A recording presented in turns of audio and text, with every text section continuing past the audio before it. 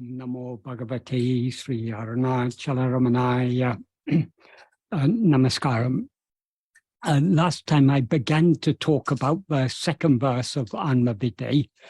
The Tamil name āṉma-vichara, that's a Tamil form of a Sanskrit term, Atma-vichara. That is what this song is about. And the main purport of this song is aiyē ati sulabham, āṉma-vichara aiyē ati sulabham. Extremely easy is Atma-vichara. Atma-vichara means knowing and being what we actually are. That is extremely easy according to Bhagavan. And this, the verses of this song are explaining this central idea. In this second verse, what Bhagavan says is, since the thought, this body composed of flesh, itself is I, alone is the one thread on which the various thoughts are strung. If one goes within thus, what is the place from which I spread out? Thought ceasing, in the cave, Atma-jñāna alone will shine spontaneously as I am I. This alone is silence, the one space, the abode of bliss. That's the basic meaning. If we expand it slightly to bring out a little bit more of the implication, what Bhagavan implies here is, since the thought, this body composed of flesh, itself is I, alone is the one thread on which all the various other thoughts are strung. If one goes within, investigating what is the place from which I spread out, or that term, nāṉā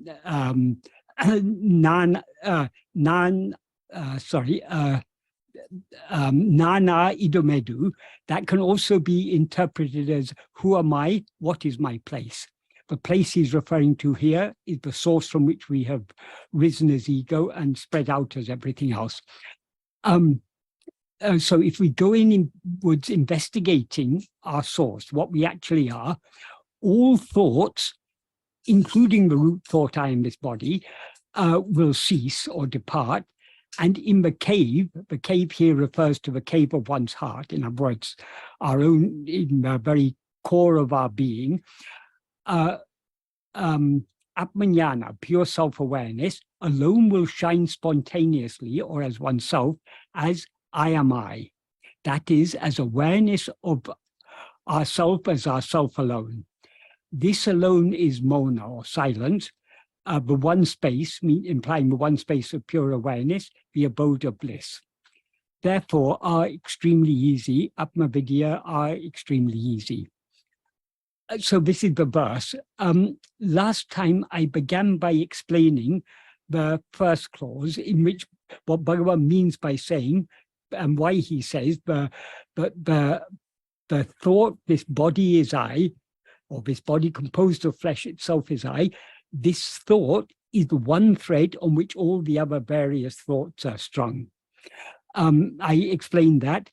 I also explained the logical connection between this and the subsequent clause, because he ends the first clause with the word adaṉāl, which in this context means since. So he's giving us a logical connection. So the first clause is the reason for what he says in the second clause. What he says in the second clause is that if we investigate ourselves, if we go within investigating ourselves, all thoughts will cease. Why will all thoughts cease? Because the first thought I am this body will cease. That is, this thought I am this body is ego. That is, it is ego that is aware of itself as I am this body. So long as we are aware of ourselves as I am this body, we are consequently aware of other things. All other things are just other thoughts. So all other thoughts exist only in the view of this first thought, namely ego. So, and we seem to be ego only when we are looking outside instead of looking within. If instead of looking outside, if we look within to see what we actually are, this ego will subside and disappear. As he says in verse 25 of Uḍal, Tēdināl otum pidikam. If sought, it takes flight. So ego will disappear. And when ego disappears, all other thoughts will disappear along with it, because all other thoughts exist only in the view of ego. And when all thoughts thereby cease, What then remains shining is Atma-jñāna, the pure awareness, a pure self-awareness, which is always shining as I am I. So I explained that last time. And I'd also given I explained some analogies that Bhagavan gave to illustrate why ego will cease to exist if we investigate it. That is, the analogies he gave were the analogy of the bridegroom's friend, or the wayfarer who posed as a friend of the bridegroom and who had enjoyed himself for 5 days at the wedding feast, bossing over everyone, because each party, the bride's party thought he belonged to the bridegroom's party, and the bridegroom's party thought he belonged to a bride's party. So he duped both sides, and he had a very good time. But when the wedding came to an end after 5 days, and they began inquiring, who was that very helpful young man who came with you? The bridegroom's party said, no, we thought he would belong to your family. He's nothing to do with us. When they began to inquire about who he actually was, he quickly got scent of it and he quietly slipped away. Such is the nature of ego. Ego will rise, stand, flourish, and boss over us so long as we assume it has some place here, assume that it belongs here.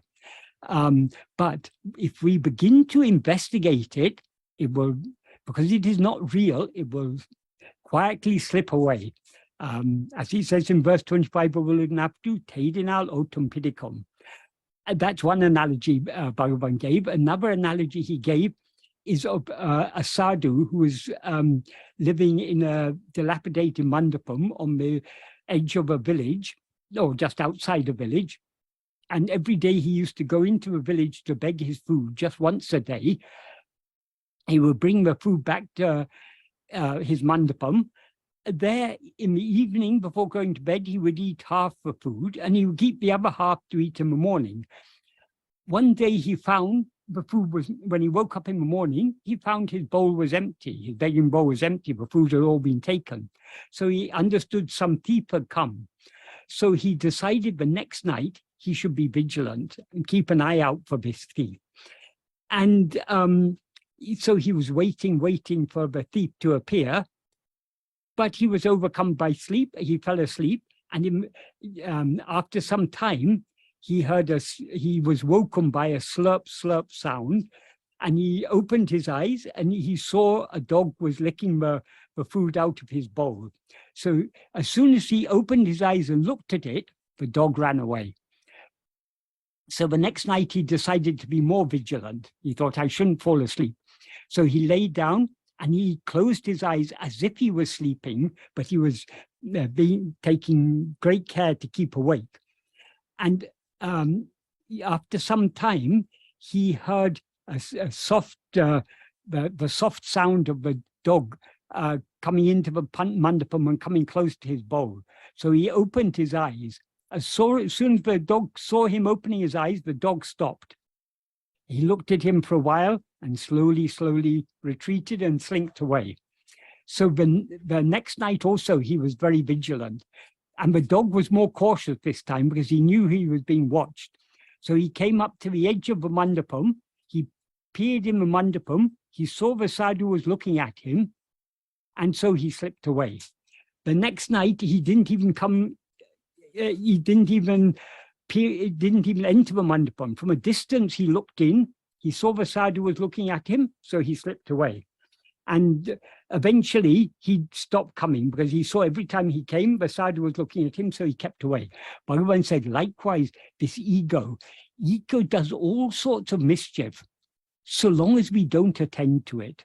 But all we have to do is to look at it. As soon as we look at it, it stops all its mischief. And the more vigilantly we look at ego, the more it retreats, and eventually it'll cease coming back. It'll retreat and subside back into its source.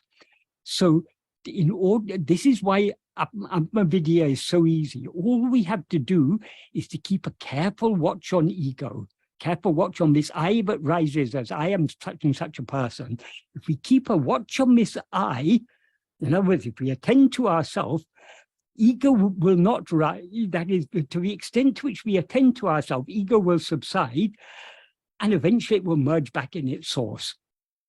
So this is and when ego merges, since all other thoughts exist only in the view of ego, when ego merges, everything else will merge along with it. And what will then remain is what alone is real, what we actually are, which is the Atma-jñāna, the pure awareness, which always shines as I am I. So I'd explained all this last time. Now, now I'll go on from where I left off last time. So when ego and all other thoughts cease as a result of our going within, investigating the source from which we spread out, Atma-jñāna will shine spontaneously as I am I. This is the main, in the third clause of the sentence, this is the main idea. So, that is, when all thoughts cease along with their root, namely ego, which is the thought, I am this body, what will then remain shining is only pure self-awareness, Atma-jñāna, which is always aware of itself as it actually is, namely as I am only I. As Bhagavan implies in the main clause of this first sentence, nāṇā idum edu eṇṭṛu pōṉāl niṇaivugaḻ nāṇā guhai tāṉāy tikaṛum āṉma-ñāṇamē. What that means is, if one goes within, investigate, the word investigating is not there, but it's implied. If one goes within investigating what is the place from which I spread out, thought ceasing in the cave, meaning the cave of the heart, Atma-jñāna will shine spontaneously as I am I. Here, guhai, cave, is a metaphor for the heart, the innermost core of ourself. And āṉma-ñāṇam is a Tamil form of the Sanskrit term Atma-jñāna, which means self-knowledge or self-awareness in the sense of the pure adjunct-free awareness of our own existence, I am.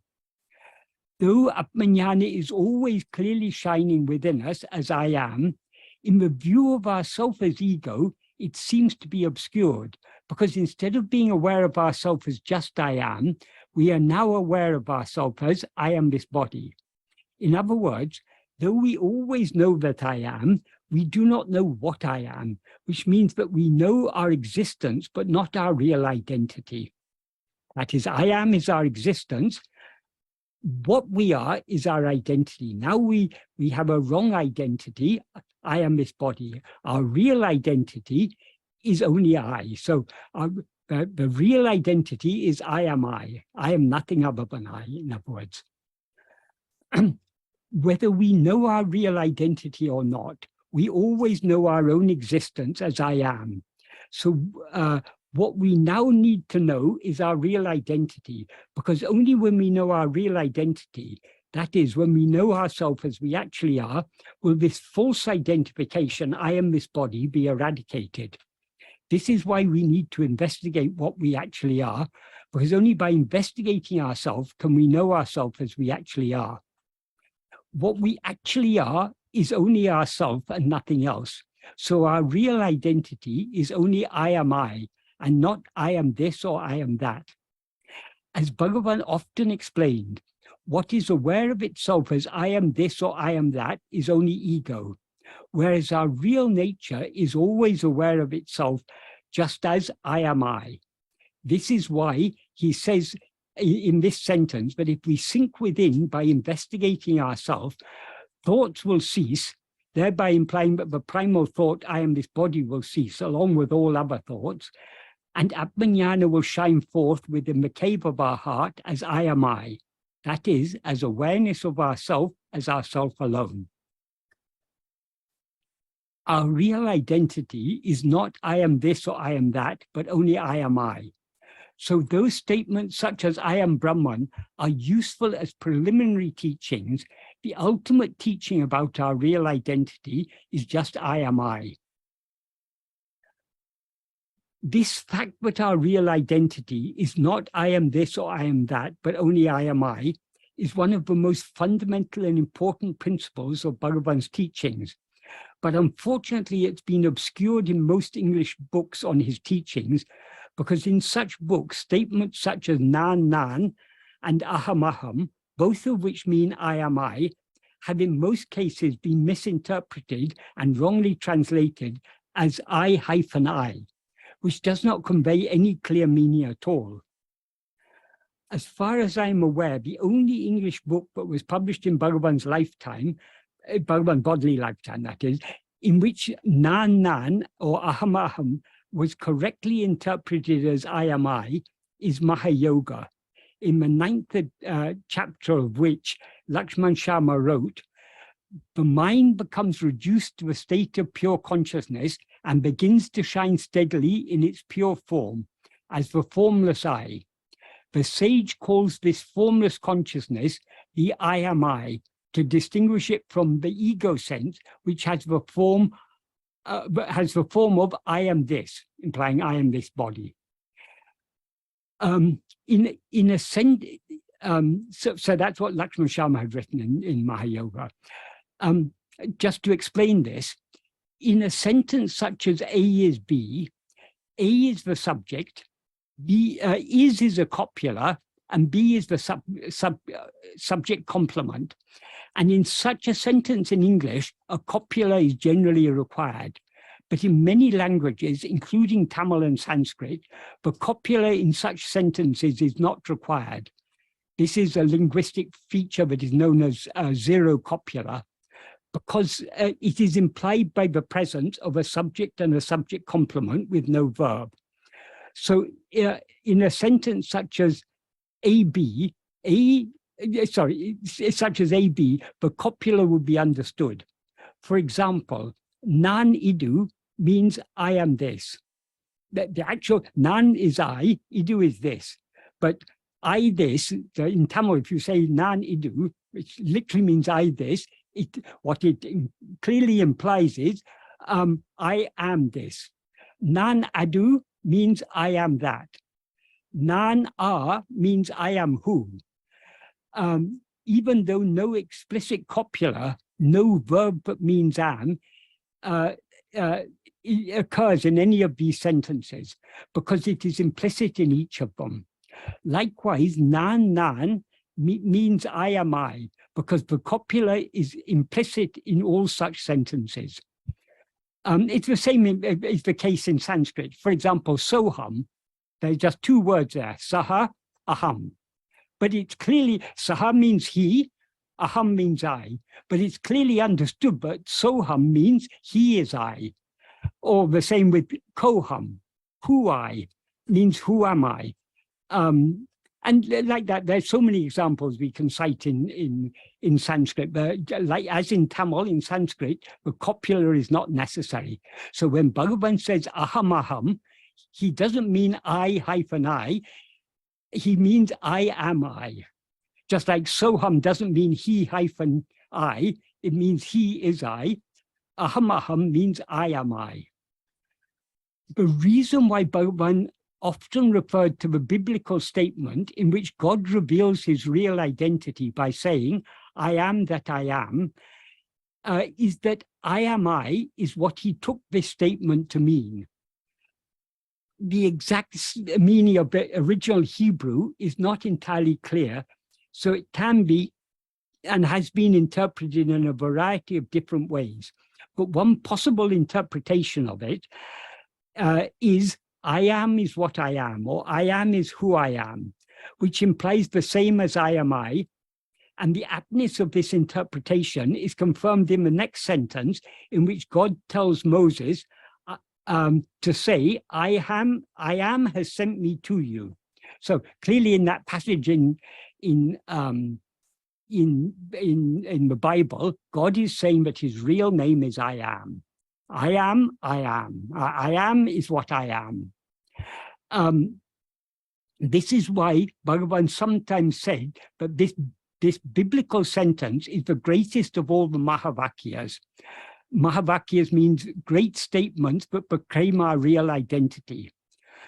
Thereby, Bhagavan implied that it is a more apt expression of our real identity than any of the four Mahavakyas of the Vedas, namely Prajnanam Brahma, pure awareness is Brahman, in the Aitreya Upanishad. I am Atma Brahma, this self, this very self is Brahman in the Mandukya Upanishad. Tattvamasi, that you are in the Chandogya Upanishad. And Aham Brahmasmi, I am Brahman in the Brihadaranyaka Upanishad. So why do in the Upanishads is it expressed in this way? That is, so long as we are looking for something called Brahman or God outside ourselves, we need to be told that God or Brahman is nothing other than ourselves, because then only will we stop looking outside and instead turn our attention back within to investigate ourselves alone. So this is the purpose and aim of each of the four Mahavakyas of the Vedas. However, we need to be reminded that we are Brahman only so long as we still have a tendency to think of Brahman as anything other than ourselves. Once we have understood and are firmly convinced that we are Brahman, we will understand that since the word Brahman refers to nothing other than I, the implication of statements such as I am Brahman is just I am I. That is, the word Brahman becomes redundant once we have truly understood that it means nothing other than I, because I is the most direct and natural way for us to refer to ourselves. Why should we continue to think or talk about Brahman once we have understood that there's no such thing as Brahman other than I? If we are not yet sufficiently convinced that we are Brahman, it may be helpful to remind ourselves that we are Brahman, or that Brahman is ourself. But once we are firmly convinced that Brahman is nothing other than I, we will stop thinking about Brahman as if it were anything other than ourselves, and will instead try to attend only to I. As Bhagavan says in verse 36 of Uludunapadu, Nam uḍal eṉṭṛu enin, allam nam adu, eṉṭṛu eṉum adu, nam aduvā nippadakku nal tuneye arm. That means, if we think that we are a body, thinking no, we are that, will be just a good aid for us to stand as that. However, he goes on to say, eṇrum nam adu eṇṭṛu eṇavdu ein.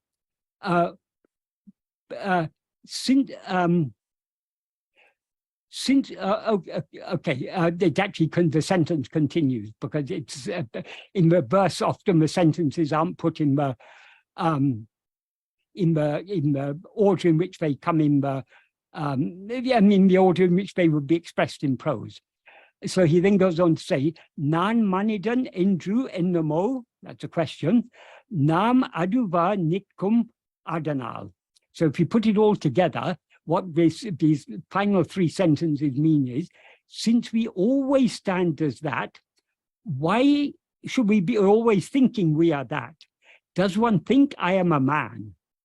That is, if we slightly expand the meaning of this verse to bring out the implication, if we think that we are a body, thinking no, we are not this body, we are that, Brahman, will be a good aid for reminding and encouraging us to stand firmly as that. However, since we always stand or abide or exist as that, why should we be thinking we are that? Does one think I am a man? That is, does one need to always think I am a man in order to be aware of oneself as a man? Therefore, instead of just thinking I am not this body, I am that, we should look keenly at ourselves to see what we actually are. Because only when we see what we actually are, will we see that we always stand firmly as that, as Brahman. If we think that we are a donkey or a monkey, it may be helpful to remind ourselves, no, I am neither a donkey nor a monkey, I am a human being. But if we know that we are human, there is no need for us to think, I am human. Likewise, if we think that we are anything other than Brahman, it may be helpful for us to remind myself, no, I am only Brahman and not anything else. But once we have understood that we are nothing other than Brahman, and that Brahman is nothing other than ourself, there is no need for us to think, I am Brahman. Indeed, there is no need for us to think of anything other than I. So even the thought or idea of Brahman becomes redundant, because in our understanding, it has been correctly and effectively replaced by I. If we want to think about Brahman, all we need to do is to attend only to I. Attending to anything other than I, even to the thought of Brahman, is not meditating on Brahman, but meditating on something else, because there is no Brahman other than I. So long as we rise as ego, we are consequently aware of ourselves as I am this body, and we are also aware of the semi-existence of things other than I. So we are not aware of ourselves as we actually are, namely as that which alone exists, and hence we are not aware of Brahman as it actually is, namely as ourself alone. Therefore, for us, Brahman is just an idea, just one thought among many other thoughts. So if we think, I am Brahman, we are identifying ourselves with a mere idea and not with Brahman as it actually is, because we do not know Brahman as it actually is. When we are aware of ourselves as we actually are, we will not be aware of ourselves as I am Brahman, but only as I am I. In other words, we will not be aware of ourselves. We will be aware of ourselves as ourself alone, because it will then be clear to us that nothing other than ourself actually exists. So there is no such thing as Brahman other than I. Therefore, those statements such as I am Brahman are useful as preliminary teachings. The ultimate teaching about our real identity is not I am Brahman, but only I am I, because what we actually are is nothing other than I. So not only is I am I the ultimate teaching about our real identity, it is also the most practical teaching, because in order to keep our attention fixed firmly on ourself alone, we should not think that we are anything other than I. That is, once we've clearly understood that we are nothing other than I, we will have no inclination to think about anything or investigate anything else. So long as we think, I am Brahman, our attention is liable to be diverted away from ourselves towards the idea of Brahman. So to keep our attention fixed firmly on ourself alone, we should not think that we are anything other than I. This is why Bhagavan used the statement nāṉ or aham, I am I, so frequently to point out what we actually are, and why we can conclude without the least shadow of doubt that this is indeed the Ramana Mahavakya, the great statement Mahavakya, by which he proclaimed our real identity, and which lies at the very heart of his teachings and pervades all of them, both explicitly and implicitly.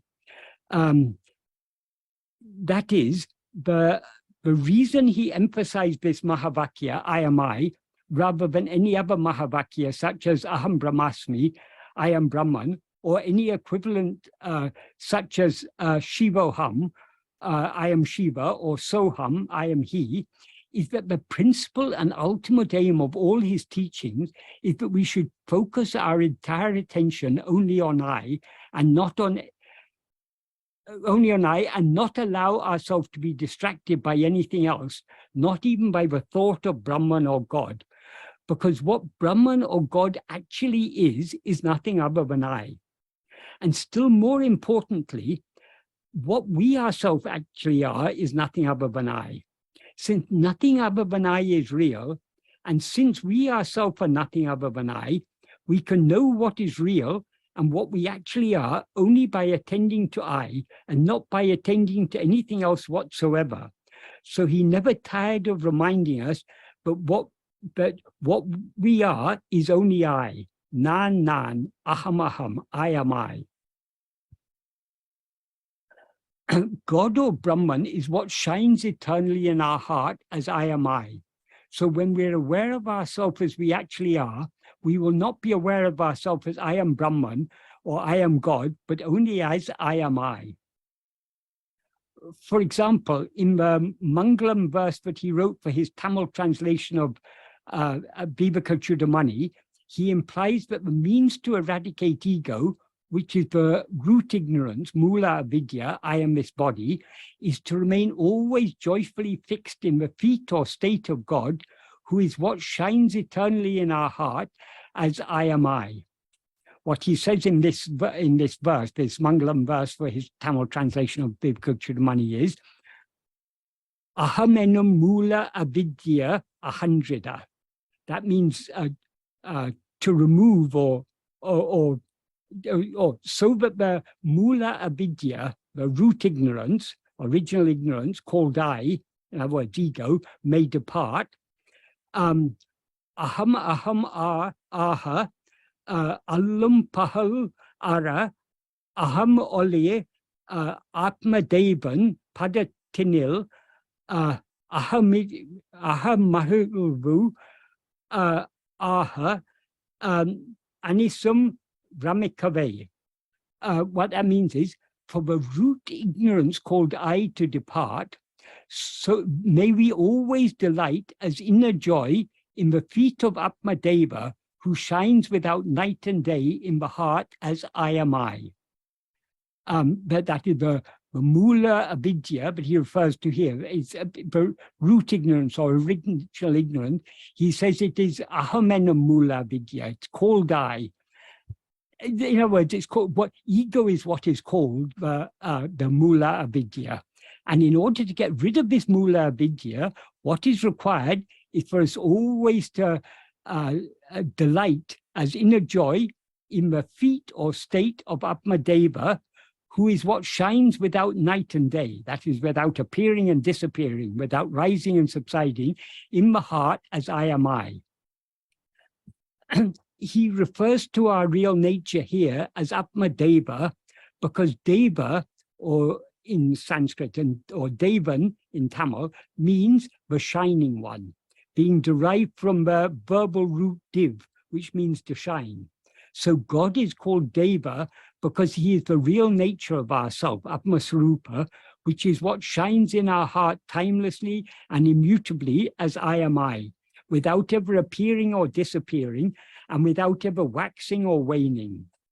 This Atma-deva is what is otherwise called Brahman.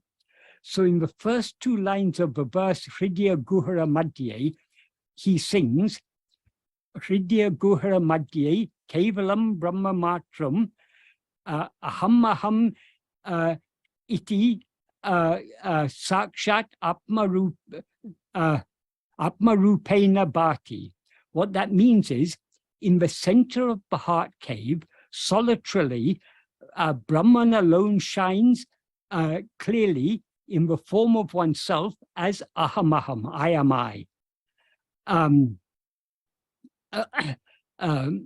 That is when he says it shines clearly. The word for clearly is sakshat. That means directly, immediately, or clearly. Atma-rupena means in the form of oneself. Aham iti means as I am I. That is as awareness of ourself as ourself alone. In this context, kevalam is an adverb that means solitarily.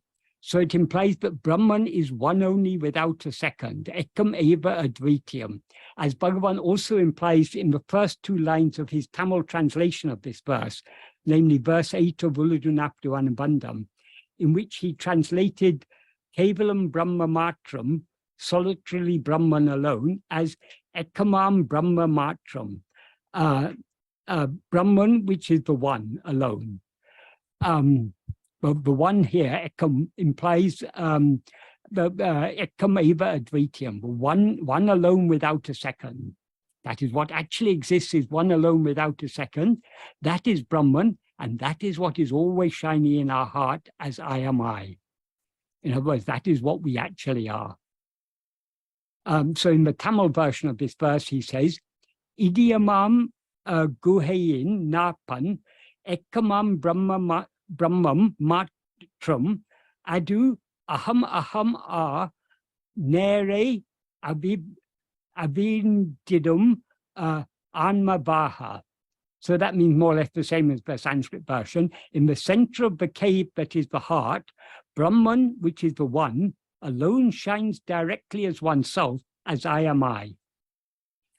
I am I means awareness of ourself as ourself alone.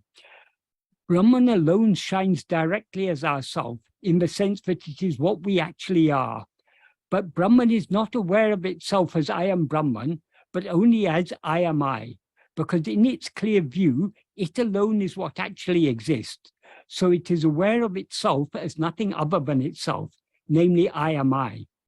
Therefore, since Brahman alone is what we actually are, when we're aware of ourselves as we actually are, we will not be aware of ourselves as I am Brahman, but only as I am I. As Bhagavan implies not only in this second verse of āṉma-viddē, but also in verse 20 of Upadesha and verse 30 of Uḍal, which we'll see later.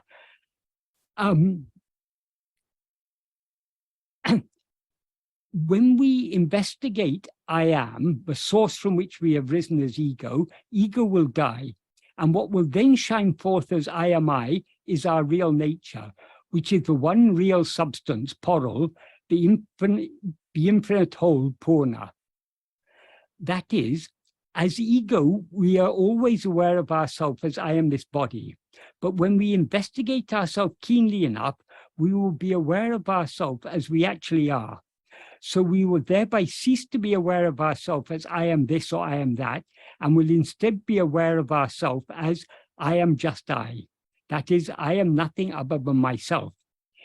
In other words, ego will be eradicated as soon as we see what we actually are by means of self-investigation, as Bhagavan implies in verse 19 of Upadesha. What he says in verse 19 of Upadesha is, nāṉ idum edu eṇnādā nāṇ saindidum undipara āñāna-vichāram idundipara. What that means is, when one investigates within what the place is from which one rises as I will die. This is niṇaivē. Jnana here means awareness. Niṇaivugaḷ means awareness investigation. The awareness we have to investigate is the awareness that is ourself. In other words, what he refers to here and in some other places as niṇaivē is Atma-vichara. Because the jnana we are to investigate, the awareness we are to investigate is only ourself. What he refers to here as nāṉ the place from which one rises as I, or the place from which it rises as I, is our real nature, Atma-swarupa, which is what always shines within us as our fundamental awareness of our own existence, I am. So investigating this place, he's using the term place metaphorically, means keenly attending only to this awareness I am, which is why he calls this investigation jnana-vichara, which means awareness investigation. When we attend to this fundamental awareness I am keenly enough, our attention will thereby be withdrawn from everything else, so we will then be aware of nothing other than ourselves.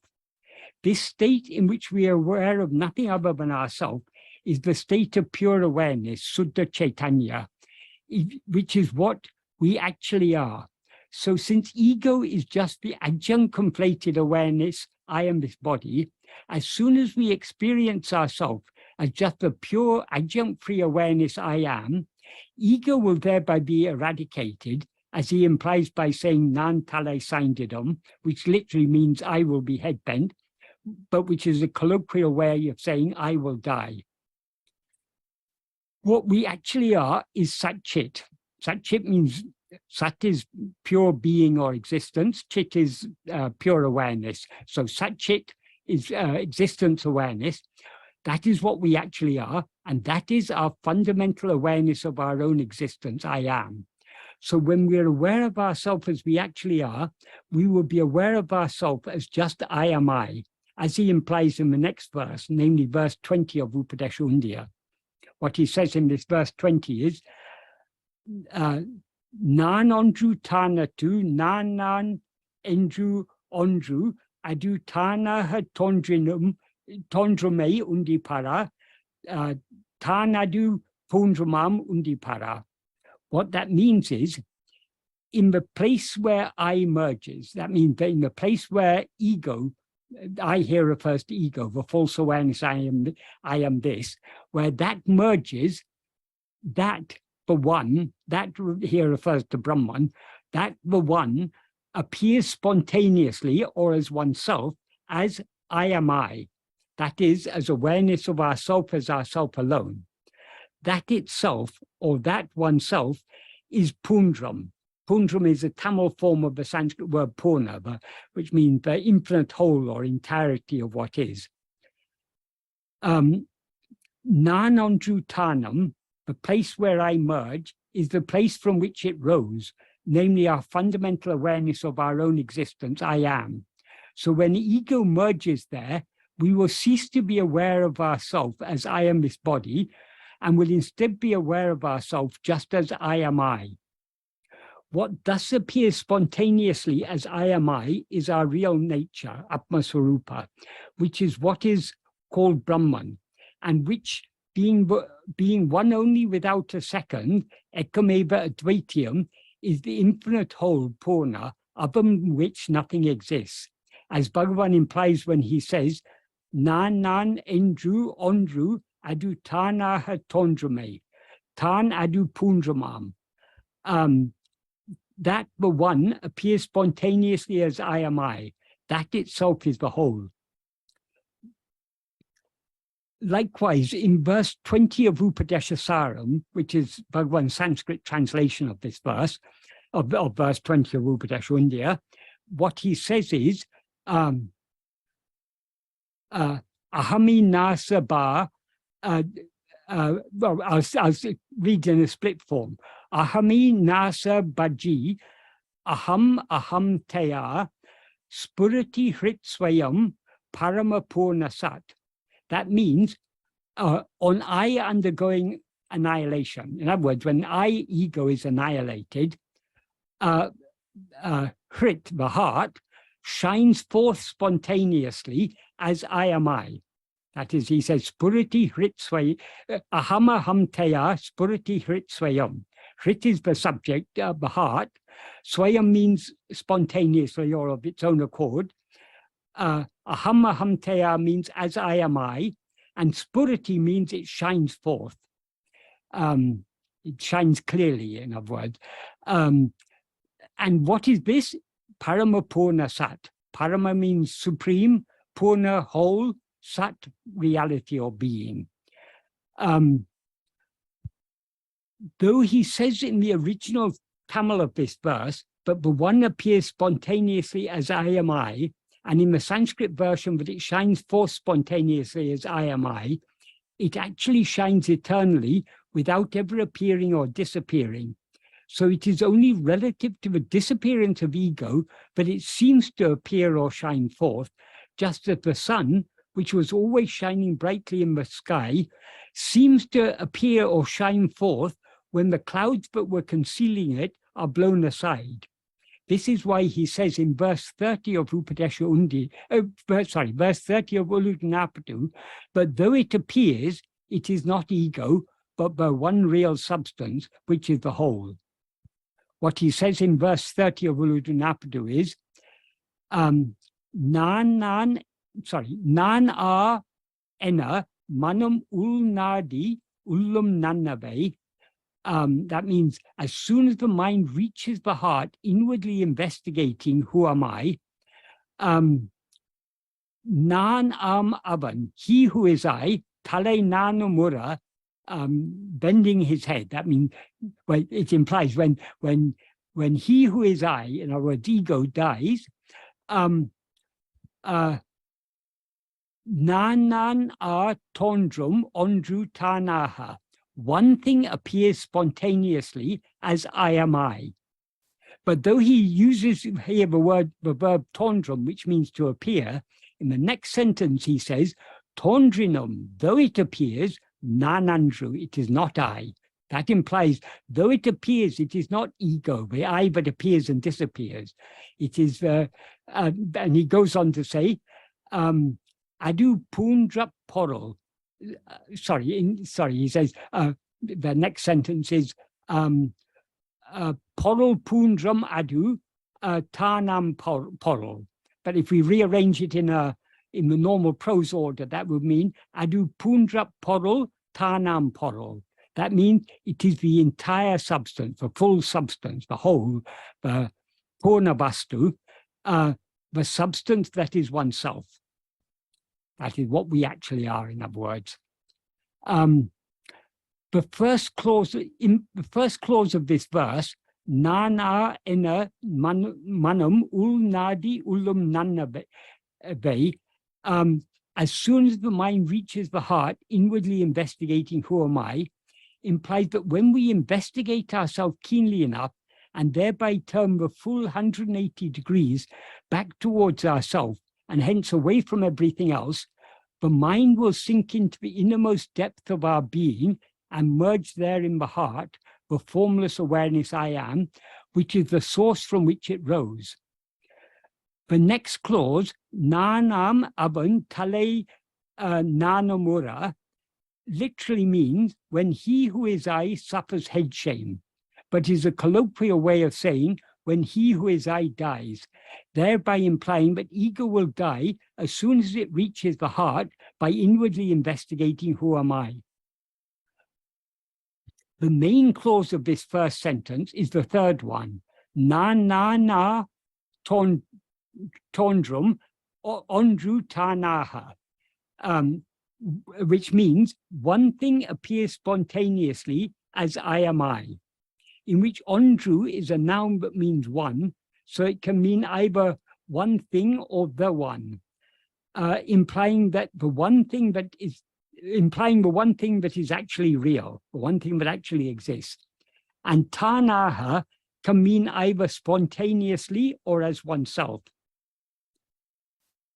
Though he says that one thing appears spontaneously as I am I, in the next sentence he adds tōndrinum nāṇaṉḍru, though it appears, it is not I, thereby implying that it is not ego, which is the I that appears in waking and dream and disappears in sleep. So it is not this appearing, so if it is not this appearing and disappearing I, what is it? He answers this in the third and final sentence, pōṛal pūṇdram adu tāṇām pōṛal, which means it is the pōṛal pūṇdram. In other words, it's the whole substance or pōṇa vastu, the substance that is oneself. In other words, it is the one thing that actually exists. That's the implication. The nature of the one real substance, pōṛal or vastu, which is the infinite whole, pūṇdram or pōṇa, is explained by him in the second sentence of verse 7 of Uḍal. What he says in verse 7 is, Uluhu arivu tōndri marivadaku idumai tōndri marayadu olirum pūṇdramam akde pōṛal. What that means is only that which shines without appearing or disappearing as the place or space or expanse or location or ground for the appearing and disappearing of the world and awareness. Awareness here refers to the mind, the awareness that perceives the world, is pōṛal, is the real substance or vastu, which is pūṇdram, the infinite whole, or pōṇa. Since pūṇdramam pōṛal, the substance which is the whole, shines without appearing and appearing or disappearing, why does he say in verse 30 of in verse 30 of Uḍal and also in verse 20 of Upateshundya, that it appears spontaneously as I am I? It does not actually appear, but so long as we rise as ego, from a perspective of our self as ego, our real identity, namely I am I, seems to be obscured by the false awareness, I am this body. So when we investigate ourselves keenly enough and thereby see ourselves as we actually are, our real identity, I am I, seems to appear anew. But as soon as it appears, it ceases to seem new, because we recognize it to be our eternal and ever undiminished awareness of ourself as ourself alone. In other words, what momentarily appeared as if it were a new and fresh clarity of self-awareness, Purana, is instantly recognized to be what is natural, sahaja, being what we always actually are.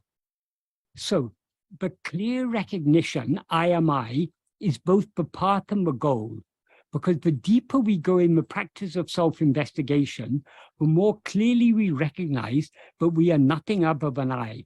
And when this recognition becomes perfectly clear, that is awareness of ourself, that is awareness of ourself as we actually are. This recognition, but what seemed to appear afresh is actually our real nature, Atma-swarupa, is what Bhagavan sometimes described as the subsidence, cessation, pacification, or extinguishing of spurana. The Sanskrit term spurana and its Tamil equivalent, spuripu, are both nouns derived from the Sanskrit verb spur, which means to shine, be clear, be evident, or make itself known in any way, and which is particularly used in the sense of shine forth, shine with a fresh clarity, or appear afresh.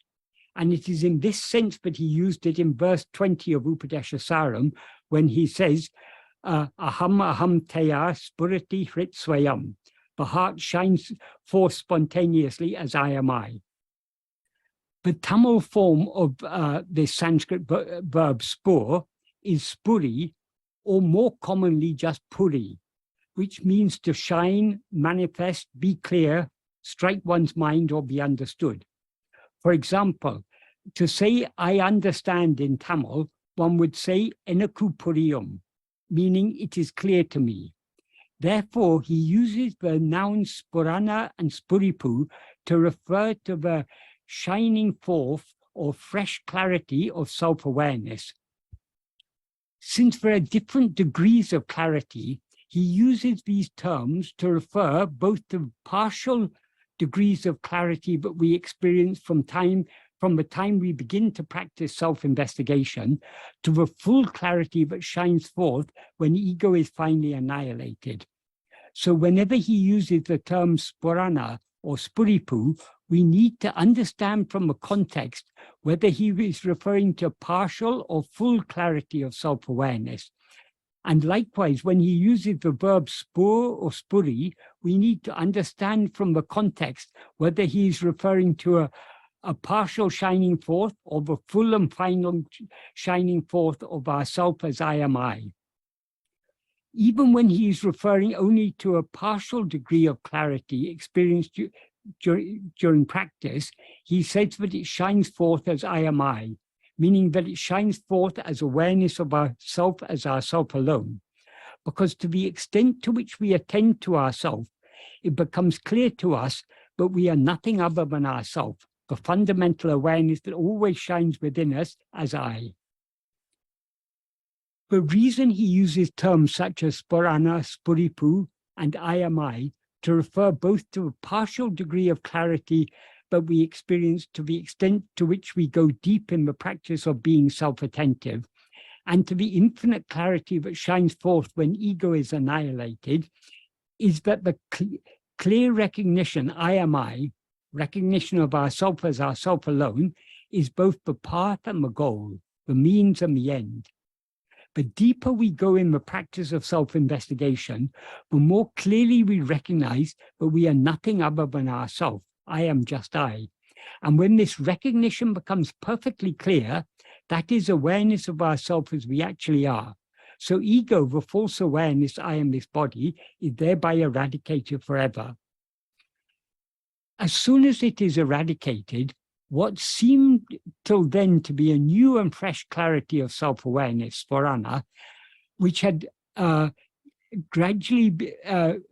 been gradually growing clearer until it finally swallowed us entirely in its all-consuming effulgence, is recognized to be natural, sahaja, being what Bhagavan calls poral pundram, the whole substance, or purna vastu, and tāṇāṃ poral, the substance that is oneself, or atma-vastu, in verse 30 of Uladunapadu.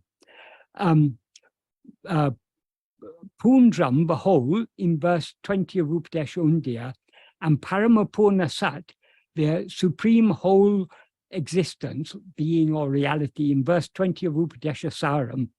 So it is what we always actually are, as he clearly implies in verse 21 of Upadesha Undiyā.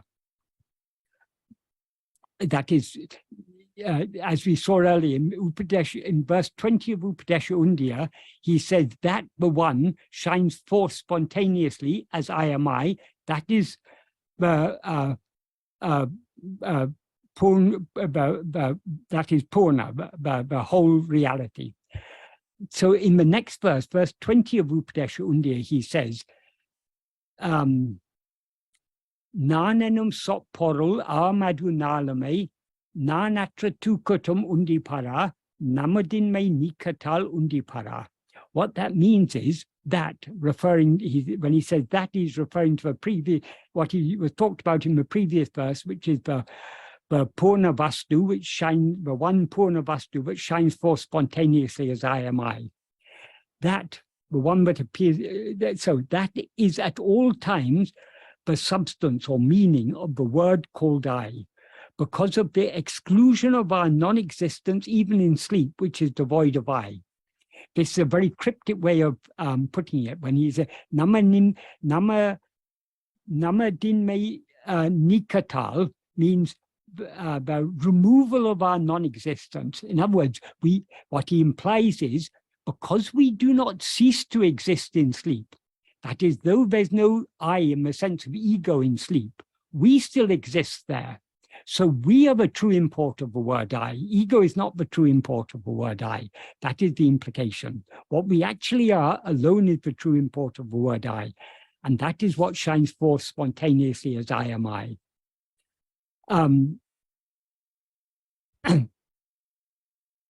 So I mean, there's an important argument he gives here. Because we do not cease to exist in sleep, even though ego ceases to exist in sleep. Ego is not what we actually are. What we actually are is that which remains shining even in sleep. That is the pure awareness I am. And that pure awareness I am is what shines forth spontaneously as I am I when ego dies. That is the implication. We are always aware of ourselves as I, not only in waking and dream, when we rise and stand as ego, the false awareness I am this body, but also in sleep, when we remain as just I am, without rising as I am this or I am that. So what we actually are is only the pure adjunct-free awareness I. Therefore, since we are never anything other than I, the clear awareness of ourself as I am I, in other words, awareness of ourself as ourself alone, is always the true import of the word I. In other words, it is what the word I actually refers to. Are there any questions yet on the YouTube channel?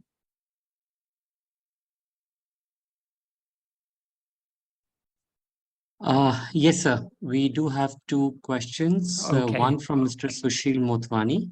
Right. The first question I shall read out. Yes. Quote, you have already answered a part of my question on Hriday Kuhar Madhye in the satsang today. Could you kindly explain the second part of the verse, especially the Majjata and Pavan Chalana Rodhat part?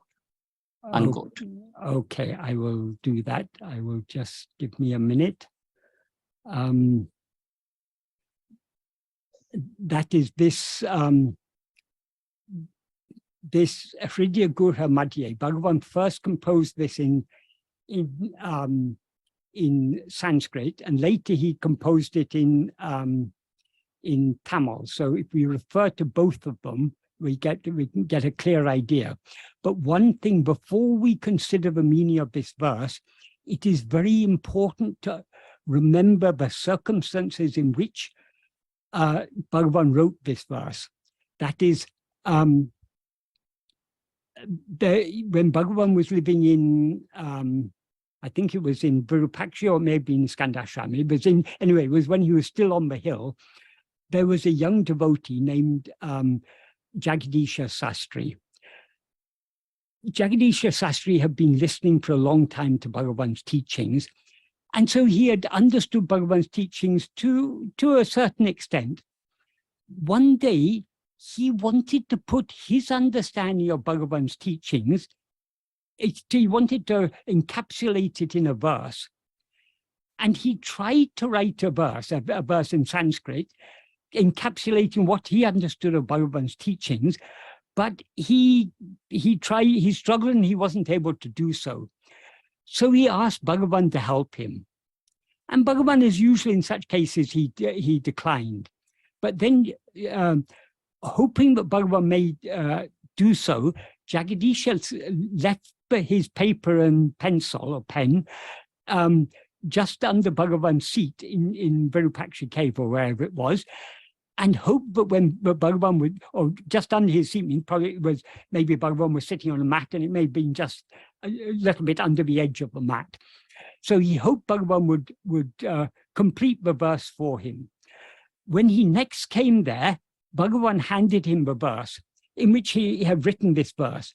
And underneath the verse, Bhagavan wrote Jagadisha, implying that this verse is Jagadisha, though it wasn't composed by Jagadisha, it's Jagadisha's idea.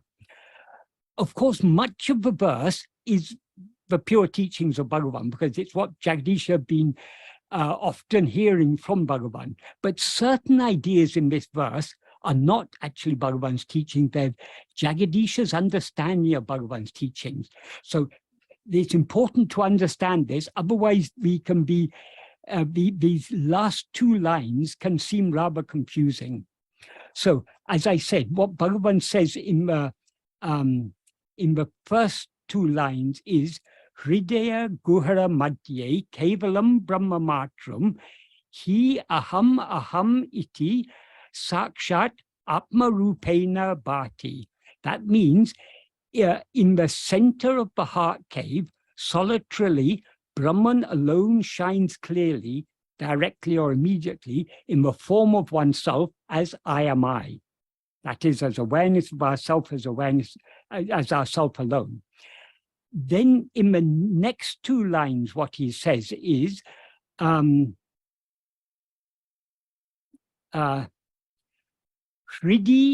Visha Manasa Swam Chimbata Majita Va Pavana Chalana Rodat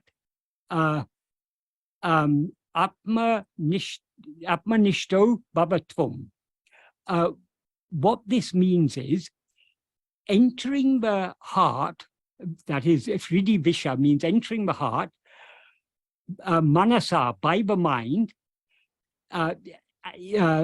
sinking, implying sinking deep within, investigating itself. That is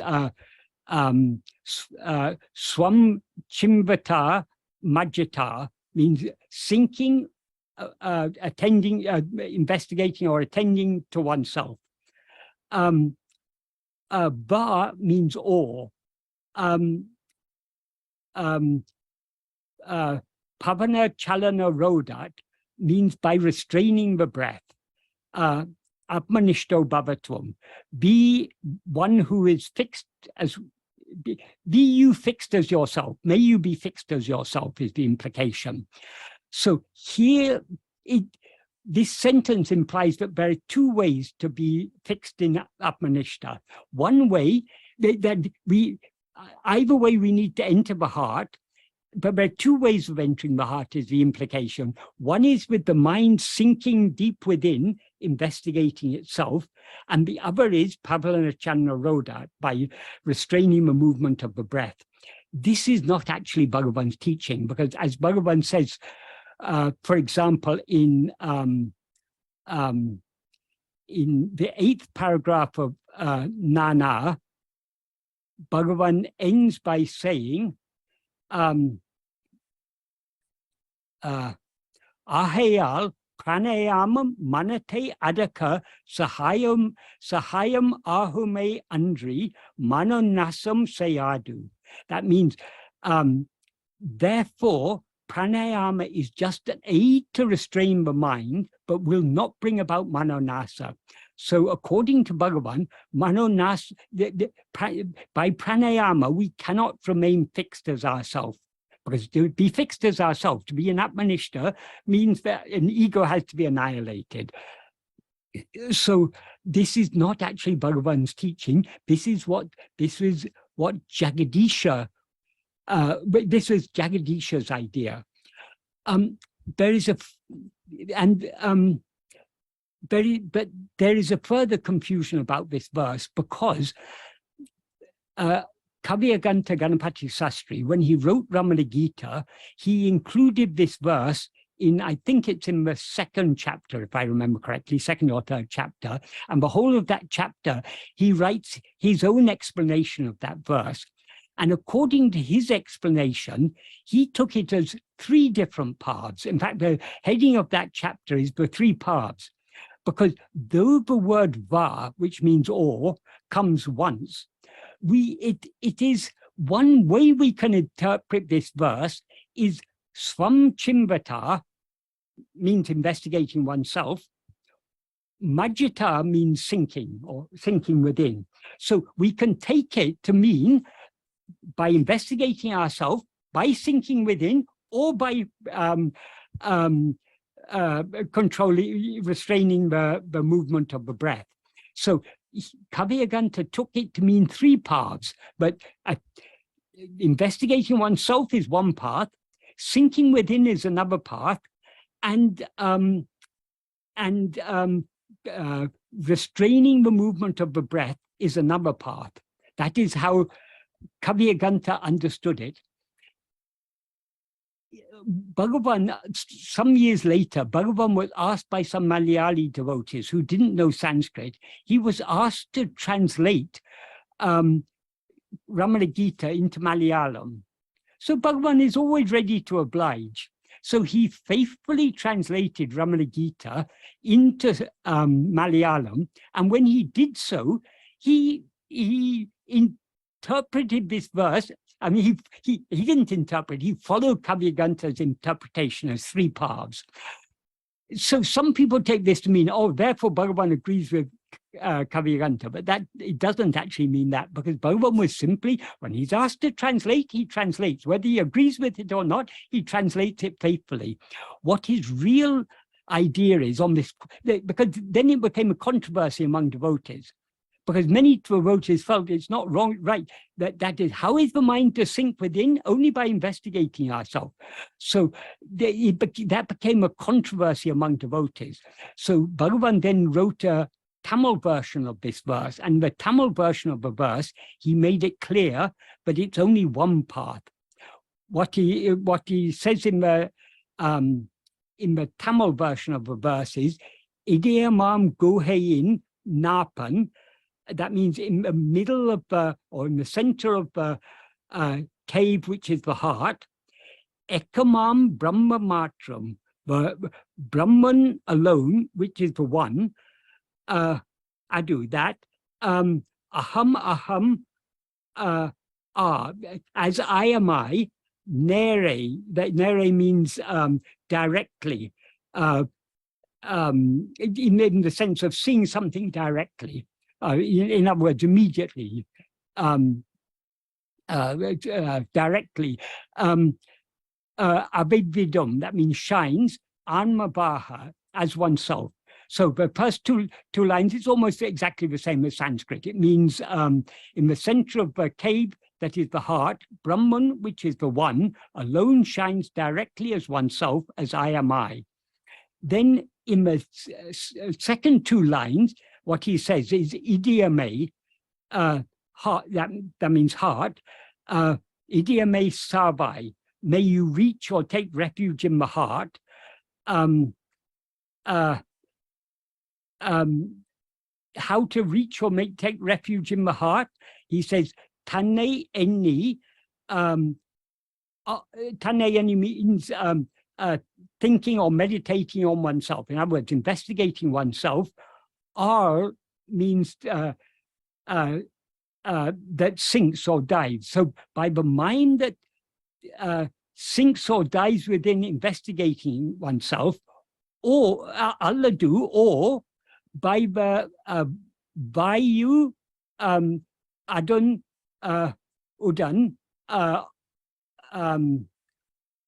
uḍal. So the way Bhagavan expresses it in Tamil is, may you reach the heart by the mind that sinks investigating itself, all that sinks with the breath. In other words, Bhagavan, the word he used in Sanskrit, majjata, which means sinking, that sinking can be brought about either, in other words, that the subsidence of mind, that is brought about either by investigating ourselves or by controlling the breath. The subsidence of the mind will be brought about.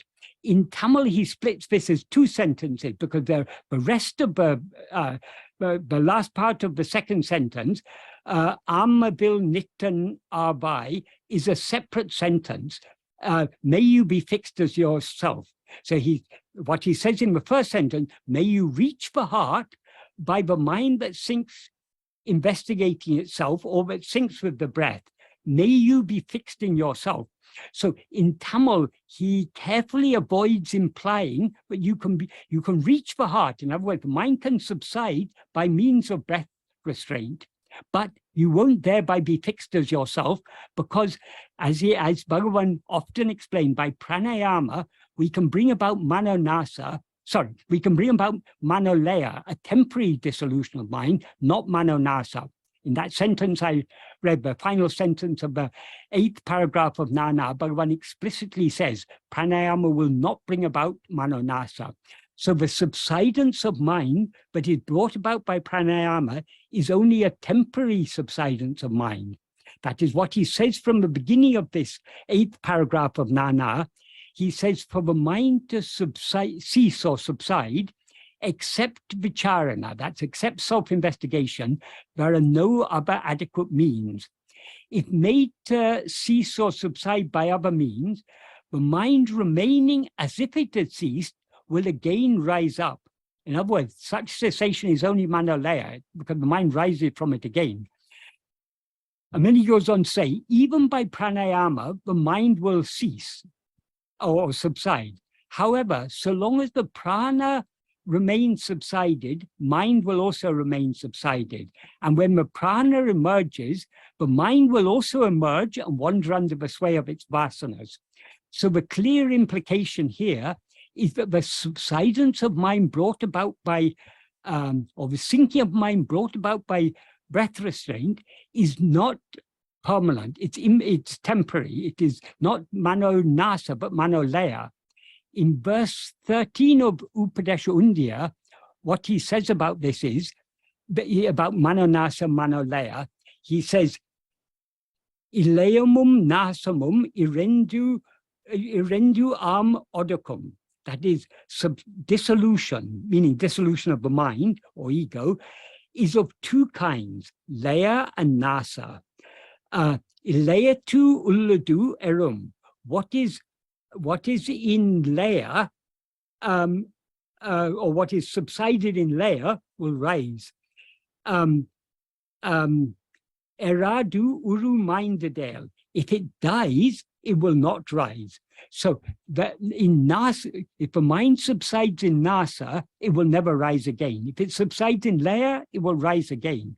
So the type of subsidence or sinking of the mind that is brought about by pranayama is only laya, not nasa, as Bhagavan explicitly says in this 8th paragraph. So we need to understand this verse in the context of Bhagavan's broader teachings. And then we can understand that it is not Bhagavan's idea, but we can bring about Atmanishta merely by breath control. Breath control is not an alternative means. And it's also clear from Bhagavan's Tamil translation of this verse, but he's here he's not talking about 3 paths, but only 2 paths, because in the Tamil version, he uses the word sync twice. He uses twice. Once connected with investigating with tāṉāy, that means contemplating or investigating ourselves, and once with vayu uḍal, along with vayu adaṉāl, along with the breath. That means along with when the breath sinks, the mind will also sink, is the idea. So, and by splitting it into 2 sentences, splitting the last 2 lines into 2 sentences, we can reach the heart by pranayama, but when we reach the heart by pranayama, that is only a temporary subsidence of mind. It's not the permanent subsidence of mind, so the mind will rise again. So we can't call that Atma-niṣṭha, because we're not actually fixed permanently as ourself. Atma-niṣṭha means to be fixed permanently as ourself, to be as we actually are. So the sinking or subsidence of mind that is brought about by pranayama is only temporary. It is only a layer. It is not nāṣa. So that is why I said it's very important. In order to understand this verse correctly, we need to understand the context in which Bhagavan wrote it. But this Padacchēdam Rodat is not Bhagavan's idea. Bhagavan never taught us that we can bring about Atma-niṣṭha. We can be as we actually are merely by restraining the breath. By restraining the breath, we can bring about the subsidence of mind, but it's only a temporary subsidence. It's only layer. So I hope this is a clear explanation for that. Do you have any further questions on that verse? Because it's important to understand these things correctly, so that we don't get a distorted understanding of Bhagavan's teachings. We need to understand all these things in their own proper context.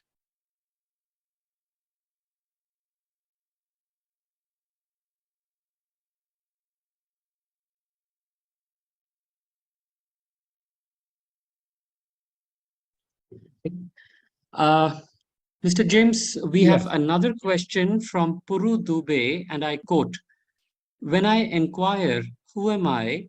How do I make sure that I'm not stuck again into another thought, I," unquote. And Sushilji is saying, "No, sir," unquote. Okay, so I assume the no means he's satisfied with my explanation, I hope. Or That is right. He's saying it's quite clear. Thank you. It's quite okay. Right.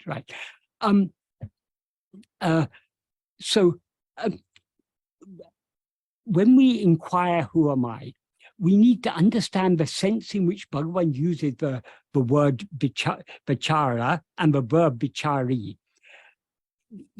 Vichari means in the context of Bhagavan's teachings. In some contexts, we can use the verb vichari to mean inquire in the sense of to ask a question. That is, in English, the word inquire means both to investigate and to ask questions. It can mean, depending on the context, it can mean either. Likewise with the word vichari, which is the Tamil form of the Sanskrit verb vichar, which means to inquire or investigate.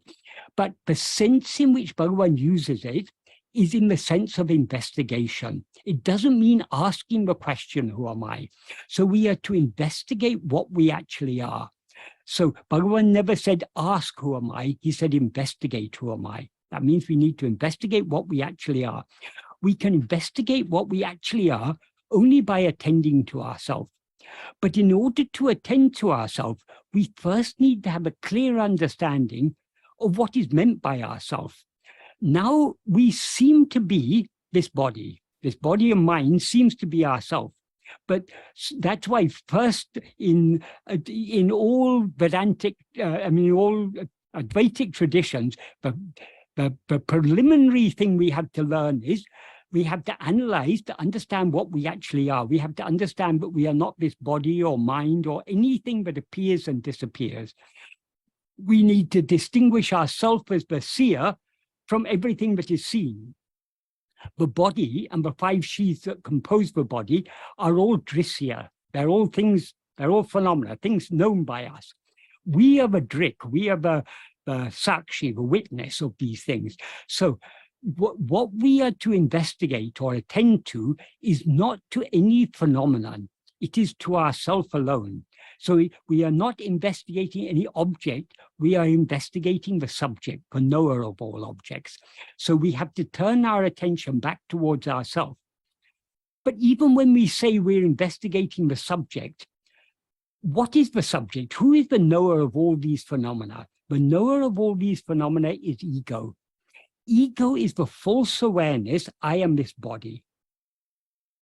So sometimes that is not what we actually are. So some people get the impression that there are 2 eyes. There's an ego eye and a real eye. That is not the case. There is only one eye. When we experience the one eye as it actually is, in its pure form, that is our real nature. When we experience that eye mixed and conflated with adjuncts, that is ego. So it is not 2 different things. Just like the snake and the rope are not 2 different things. The difference between the snake and the rope is not a difference in substance. They're not 2 things, one snake and one rope. There's only one thing there. What it actually is a rope, but it seems to be a snake. So the difference between the snake and the rope is not a difference in substance, it's only a difference in appearance. Likewise, the difference between ego and our real nature, what we actually are, is only a difference in appearance. So it's not that there are 2 eyes. One eye has to find some other eye. It's not like that. There is only one eye. As Bhagavan says in Uludunaptu, being one is the experience of everyone. So we all know we are one. So the ego is the one eye. When it's seemingly mixed and conflated with adjuncts, then it's called ego. So sometimes people used to ask Bhagavan, when you say to investigate who am I, what is the I we have to investigate? Is it ego or is it our real nature? Or often they would put it in terms of, is it ego or the self? Bhagavan often would reply to them, investigate ego, that is sufficient. Why did he say like that? We can understand this by considering an analogy. Supposing we are walking with Bhagavan along a path through the woods in the dim light of dusk, and we see something lying on the path ahead of us. To us, it looks like a snake. So we say, oh, Bhagavan, Bhagavan, there's a snake there. But Bhagavan knows very well that is just a rope. So Bhagavan says, don't be afraid. It is not a snake, it's only a rope. But Bhagavan knows that we won't be convinced until we ourselves see it as a rope. So Bhagavan says, it's only a rope. Look at it carefully. So when he tells us, look at it carefully, if we ask him, Bhagavan, which hit should I look at? Should I look at the snake or at the rope? What will he say to us? He'll say, look at the snake. Because for us, that it seems to be a snake. So he says, look at the snake. If we look at the snake, what do we see? Oh, it's not a snake, it's only a rope. So there are not 2 eyes for us to investigate. So whether we start off this investigation with the understanding that this I is ego, or whether we have a deeper and clearer understanding that though it seems to be ego, it is actually it's actually our real nature, it's actually pure awareness, it doesn't matter. So all we have to attend to is to attend to I. So though I is obviously not an object, I is our awareness of ourself. So we are attending only to ourself. We're not attending to anything other than ourself. So to understand what is self-attentiveness, we can, by thinking carefully about Bhagavan's teachings, we get a vague idea what he's talking about, but we can understand clearly what is the practice of self-investigation only by trying to attend to ourselves. When we start trying to attend to ourselves, we'll have a little bit of difficulty because we keep on having a tendency to look for an object. But obviously, we're not looking for an object. We're only, whatever objects may appear, Because they appear and disappear, they're something other than I. So to whom do these objects appear? We keep on turning our attention back to ourselves. So what we are trying to attend to is not anything that appears and disappears, but that which is permanent, that which is always shining. What is the one thing that is always shining? It is only our own being, I am. That is, in waking, we are aware I am. In dream, we are aware I am. And in sleep, we are aware I am. In waking and dream, we're aware I am. We're also aware, we're not aware of ourselves just as I am. We're aware of ourselves as I am this body. And we are consequently aware of so many other things. In dream, we are not aware of anything other than ourselves, but we are still aware I am. So I am is what is real. So that is what we have to attend to, our own being, our own fundamental awareness of our own existence, I am. That is what we are to attend to. That doesn't mean attending to the words I am. What do the words I am refer to? They refer to our being. That is what we need to attend to. So, but this part, Bhagavan called this Atma-vichara. Vichara means it's an investigation.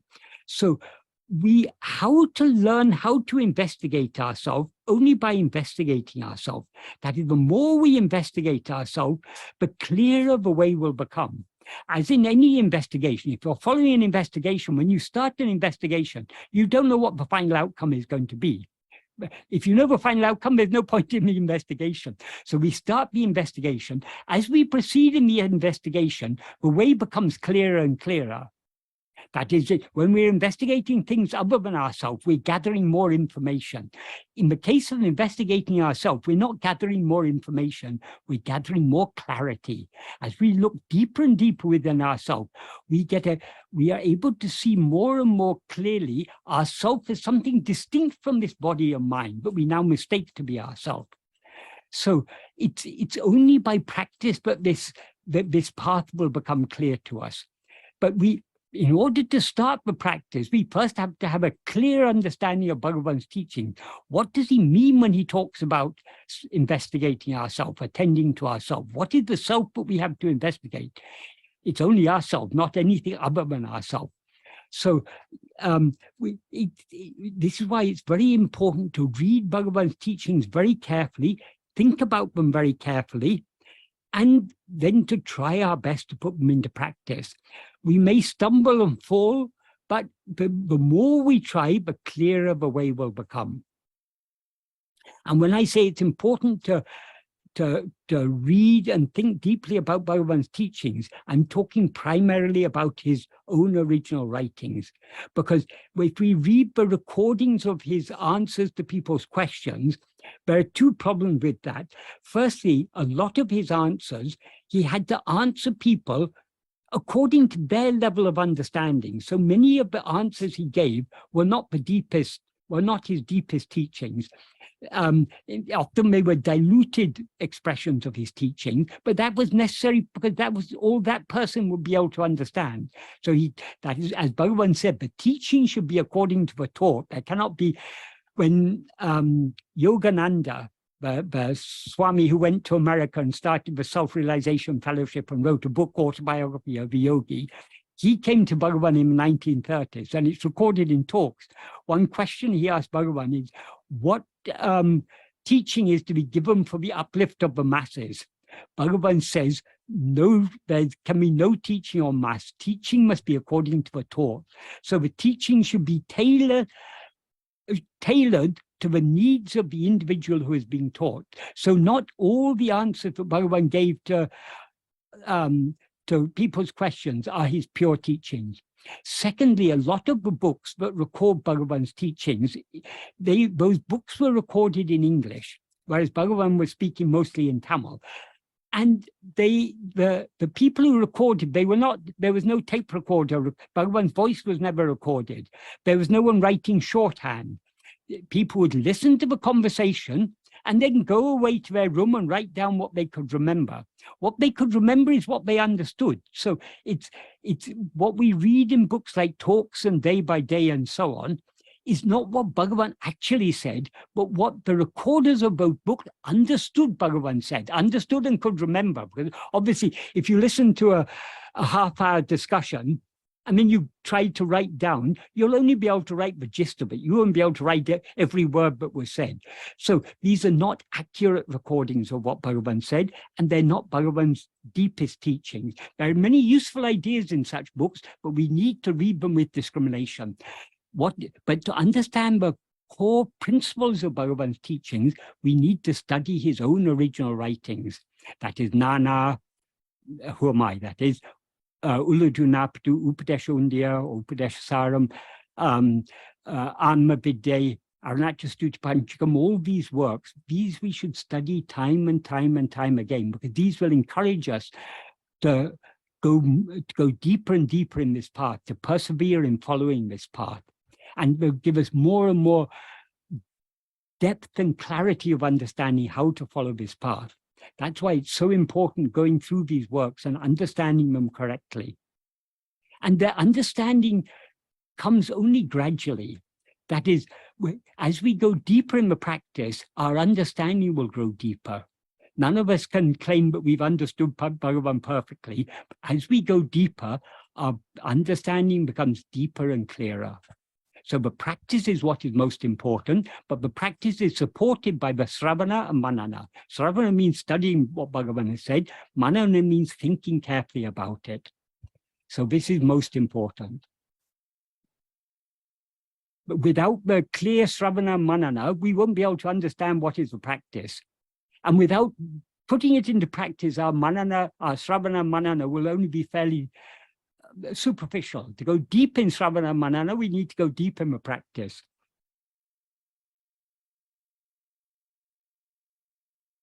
I hope that adequately answered that question.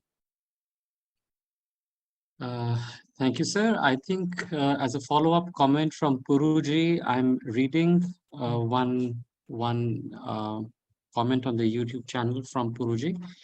That to summarize what Puruji has learned, quote, I, the ego, should keep on investigating the ego and it will disappear itself, unquote. Yes, absolutely. Other than that, yes, sir. That is in verse 25 of Ullajunaptu, Bhagavan puts it very succinctly. āṇāl otam pidikam. That āṇāl means if seeking. That implies if ego seeks itself, if it seeks to know its own reality, what it actually is, otam pidikam, it will take flight, it will run away. Right, sir. Yeah. We do not have any more questions on the YouTube channel. Right. You might like to conclude for the day, sir? Yes, okay. So I think that's all for today. Om Namo Bhagavate Sri Arunachala Ramanaya. Namo Ramana, and many thanks for addressing all the devotees this evening, sir. We shall meet you again next thanks month. To Bhagavan. Oh, yes, absolutely. It is all his grace. It all comes only from him. We are nothing. Very true. 100%. 100%. Namo Ramana, sir. Many thanks. Namo Ramana.